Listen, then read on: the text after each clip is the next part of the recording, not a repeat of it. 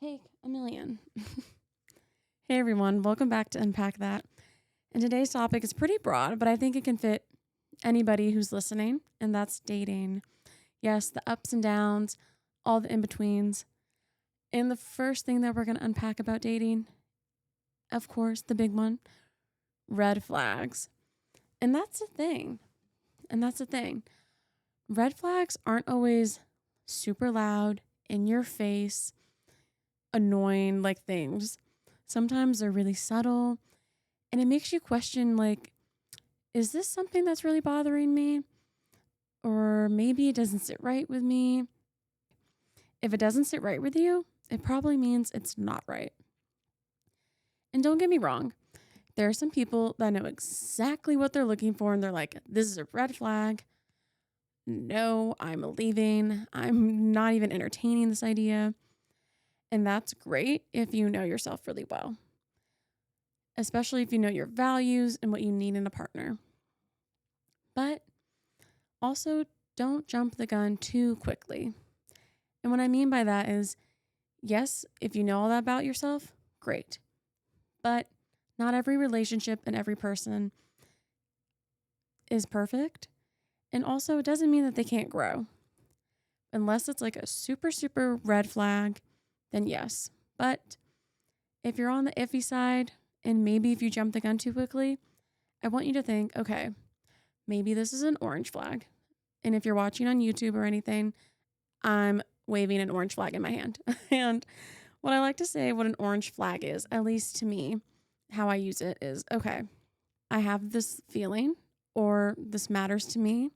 I'm going to bring it up to the person I'm dating, courting, just seeing how things can go. And I want to see how they respond. Do they take me seriously? Do they hear me? Do they even try to work on it or fix it? And that really shows a lot, because I feel like maybe in the first episode we also talked about respect. And so I'm not saying like an orange flag can be perfect or it can be awful, but it's also in the middle. So it can be fixable, but also can go kind of wrong. And then you'll be able to see, okay, this shows a lot what I need. But there's also the deep red flags. And of course, the biggest red flag of all, the one I see couples with the most, and or ones friends bring up to me or other colleagues tell me about. And the thing is, this one is a big one. But I also want you to remember there's a lot of things that stem from this one specifically. And that's lack of communication. Yes, such a good one. And that's if you bring something up to your partner and they flip it, or they don't take you seriously, or if they make you feel crazy, that's not healthy. What I want you to picture is if you did that with your partner. And I want you to imagine, okay, I don't like something, or this bugged me, or we got in a fight. I want you to imagine that. Take a few seconds. And now I'm going to tell you what a healthy foundation in relationship looks like compared to one where it's not like that. So in the healthy one, in a strong foundation, if you bring something up to your partner and you're like, hey, this really upset me, whether it's about yourself or something you want to work on specifically, or something in your partner, or something in the relationship in general. And if they can't sit with you and hear you and validate you of what you're feeling, then that's not good. And I'm not saying it's not healthy, but that's not good that they can't validate your feelings. And when I mean by validate, I don't mean lying, because I would never want a partner to lie, or a relationship, friendship, anything, for anyone to lie. But I always tell my couples too, is like, okay, they can be having this feeling, but that doesn't mean you have to invalidate their feelings. And so a response doesn't have to specifically be this type of response. But a healthy one could be like, I hear you, I understand. I did not know I caused that. I don't personally feel that way, but I will understand and try to think about it more to get to how I hurt you or how this caused you to be this upset. Because it might take them some time, and that's totally okay if they don't get it right away. But that's more validating and more understanding and hearing you compared to a non strong foundation, which would turn into a cycle actually. And that cycle would be example two of like I said, a non healthy, non strong foundation. You bring something up to your partner, and then your partner deflects, dismisses, or makes you feel crazy. And then that makes you upset that you even brought it up because you're like, oh my gosh, well, now I feel stupid. Or, oh my gosh, now maybe I'm the crazy one. And then maybe you feel a little guilty. So now your mind is racing about all these things. And then your partner's like, might be upset or mad or frustrated. And then nothing gets fixed or solved or worked out because both of you are at this heightened emotion and you're both at a 10. And you're like, oh my gosh, wait, this isn't working. And I want you to sit with that and see like, okay, can I do that for the next 20 years? Or can I even do that the next fight? Because that's the thing. Being vulnerable is kind of hard if you haven't ever been in a strong foundational relationship before. And so that might be a whole new territory. So it might be harder to express your feelings. And your partner should be able to understand that if you're in that situation. But also they should still, whether it is hard for you or not, be understanding and validating. But that's the other thing too I want to point out is red flags don't just stay red flags. They become a pattern and they get heavier. And then it turns into deeper wounds. And often flags that show up with poor communication that I've stated is lack of empathy, defensiveness, and dismissiveness. And if they can't hold space for your feelings, that's not just frustrating, that's invalidating, and you deserve better than that. And one more thing that I would say I die on a hill for, because it is really important, and I can say it twice again if needed, is you are not responsible for your partner's happiness.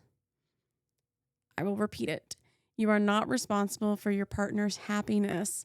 They are their own person. And I think I will die on that hill because I felt like that in a previous relationship. It's not your job to regulate someone else's emotions or carry the full weight of their emotional needs. In a relationship, it should be a partnership where you grow together. If someone can't handle their feelings, how are they going to support yours? How are they going to be there for you when you need someone to hold your hand or go through a tough time or anything anything in between, whether it be severe or little? You can be upset that, I don't even know, you can be upset that someone honked at you. And I get upset by that.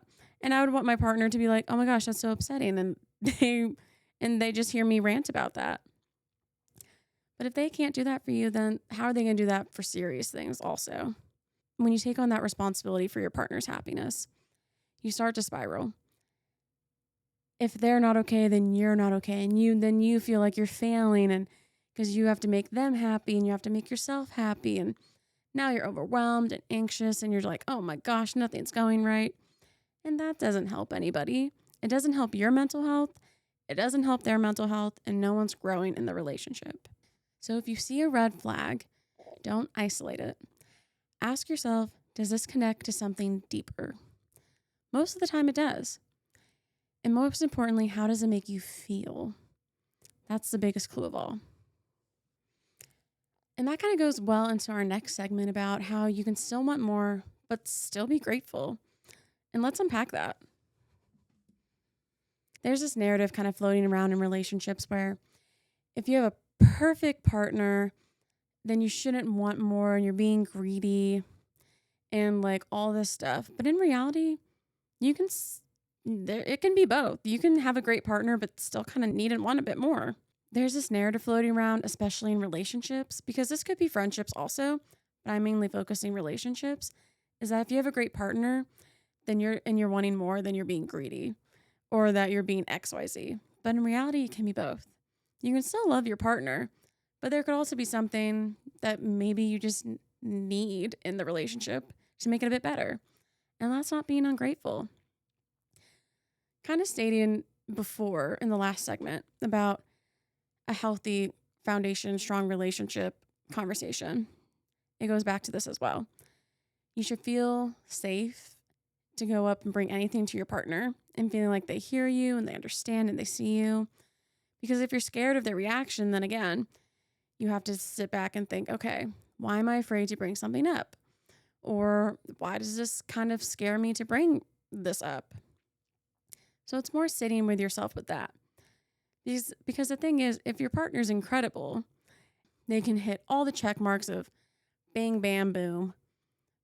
But the thing is, they can still frustrate you. Because, like, again, nobody's perfect.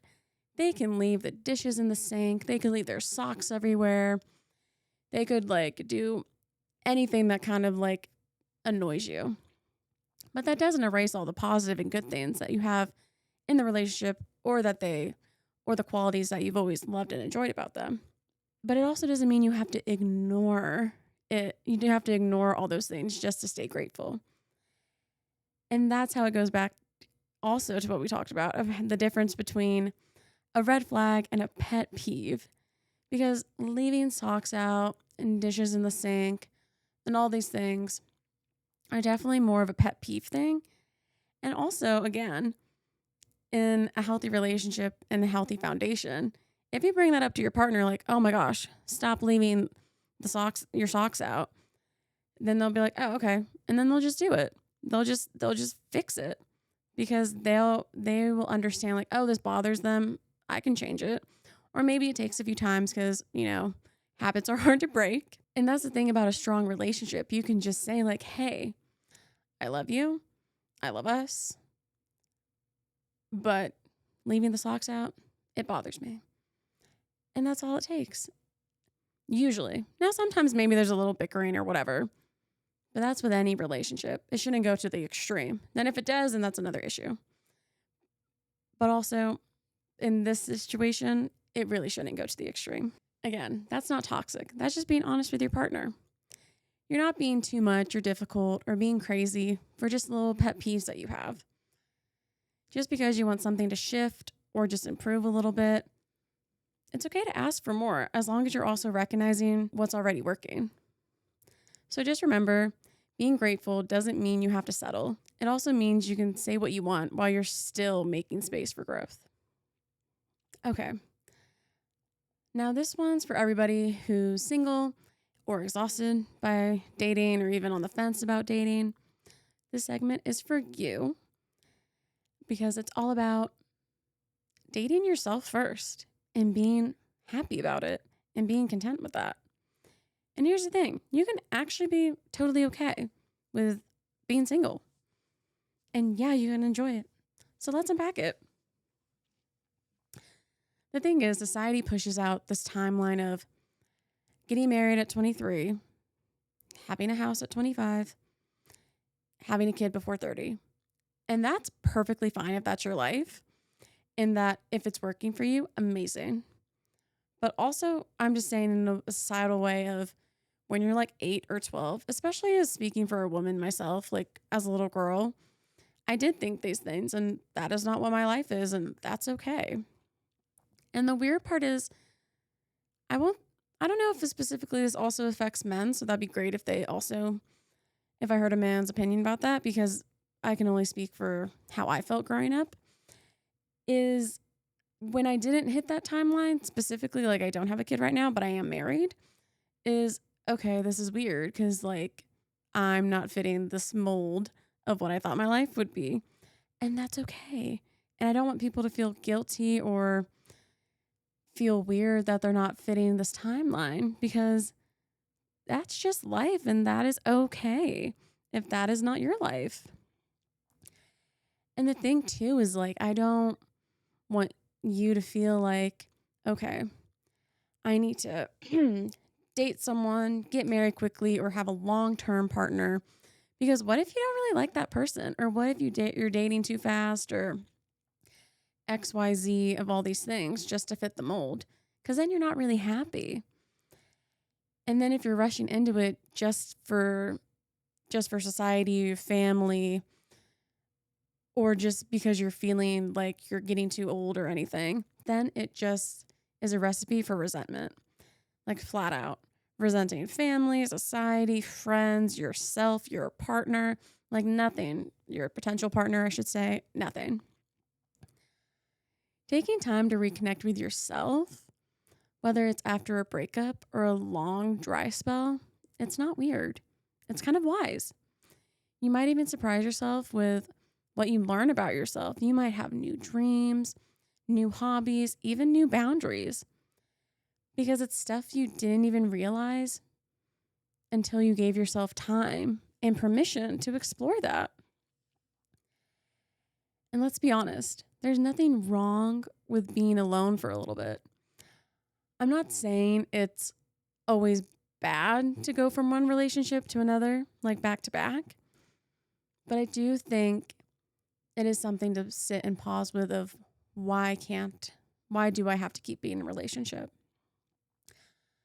And I'm not saying like you're a bad person if you do this at all, but I do want you to sit and think of why can't I be alone? What is this relationship giving me that I'm not giving myself? And am I just craving company? Because everyone's in a different time frame in their life. So of course people in college, especially I would say college, like jump around and whatnot. But if you do that for like 10 years, that's a whole different story. And so I really want you to just sit and pause and think like, okay, what do I really need in this? Like, what do I really need? What do I really want? And is this healthy that I'm kind of jumping around? I'm not judging if you do, but I just want you to sit with it. Because listen, the reason why I say that is because one, if you're just doing that to not be bored or lonely, you deserve better. And also, that's not partnership, that's settling. And I want everybody, if they want to date or marry or whatever, to be happy with the person they end up with, or that they want to have a long-term relationship with, or whatever they want to do with that person, but I want them to still enjoy themselves. And that's the thing too, like, of course we know that cliche saying of you have to love yourself before you can love anyone else. But I kind of want to flip it a bit of you have to be happy with yourself before you can be happy with someone else. When you know who you are and what you need versus what you just like, that's powerful. And those three things, want, like, and need, are all different. Because what you want in a relationship, what you like in your partner or relationship, and what you need in a relationship or partner, game changers. So they're all different. And when you spend time with yourself, you spot that quickly. You're like, oh, I like this about this person, but I want this and I need this to stay like in the relationship. And also, let's just normalize being single without shame. If someone makes you feel bad that you're single for being behind in this so-called timeline, it's really interesting too because who came up with this timeline? I'm not sure. I think maybe if you saw your parents do it or your grandparents do it or other friends, maybe because you might be feeling behind. But if they're making you feel behind for not being in a relationship, that's more about them than it is you. And there's no medal for who gets married the fastest. And that says a lot too because the divorce rate is also 50%. So that says a lot too of what is causing the 50%. Also, real talk, people that rush into this to fit a mold or fit societal norms, those can be the reasons why maybe it leads to the 50% of divorces. Not saying the whole 50%, but maybe like 1%. Or also just long-term messy situationships, relationships, I would like to say. And I'm not saying maybe that's not for everybody. Maybe some people do. I mean, there's that show, Married at First Sight. Sometimes it lasts for people and sometimes it doesn't. And sometimes people have a situation where they knew their partner for 3 months and now they're married for like 30 years. But sadly, I feel like they're very rare. So if you're just rushing to do stuff, I hope maybe you're the rare one. But if you're not, it could end up kind of messy. Because building a relationship, a healthy one with a solid foundation, with two people who really know themselves well, that's going to be a long lasting relationship. Relationship, marriage, whatever you want it to be. In building a relationship, it takes time. It takes two people who know themselves really well, what they want, what they need, what they like. And it also is patience. There's so many things, but knowing yourself is like the key thing in a relationship when you're first starting out. So, yeah, date yourself first. Take yourself out on a date. Try new things. Learn what makes you laugh and what makes you happy when no one's around. And the great part is you'll carry that self-knowledge and self-love into every connection and relationship that you have or situation that you have. So yeah, date yourself first, take yourself out, make yourself laugh, and you'll learn all these new things about yourself, whether it be hobbies or adventures or all these things. It's going to be great because everything you learned about yourself, all that self-knowledge and self-love will go into every connection here on out. Plus, why not? It's so nice just to be by yourself for a little bit. And that's how I like to end the segments for today and wrap up the episode. I hope something at least resonated with you where you're like, I see this in a friend, or I see this in myself, or maybe it was just fun listening to, and I hope it was. And I also really enjoyed it myself, so I'm glad that you stuck around. And for the last bit, as always, what's in my bag? So what's in my bag for this week is it is Mental Health Month. Happy Mental Health Awareness Month, everybody. I think it's so important, and I will always say this again and again, to be kind to yourself and to other people. And also just checking in on your friends and people you care about, because I also feel like it's so, I don't know if I would say taboo, but it's hard to like express feelings to people, especially if you're not feeling well. Like if you're feeling kind of low. So check in on your people, and make sure you're also checking in with yourself and giving yourself grace. And if you're not feeling great or a little bit down, tell your community, tell your village, tell your people, because they'll support you and help you. And don't think that it's weak to ask for help. It's actually really brave, and it gives you more strength to do that, because your mental health matters and you matter. And so that is what's in my bag for this week. Let me know what's in yours, and I hope to see you for the next one.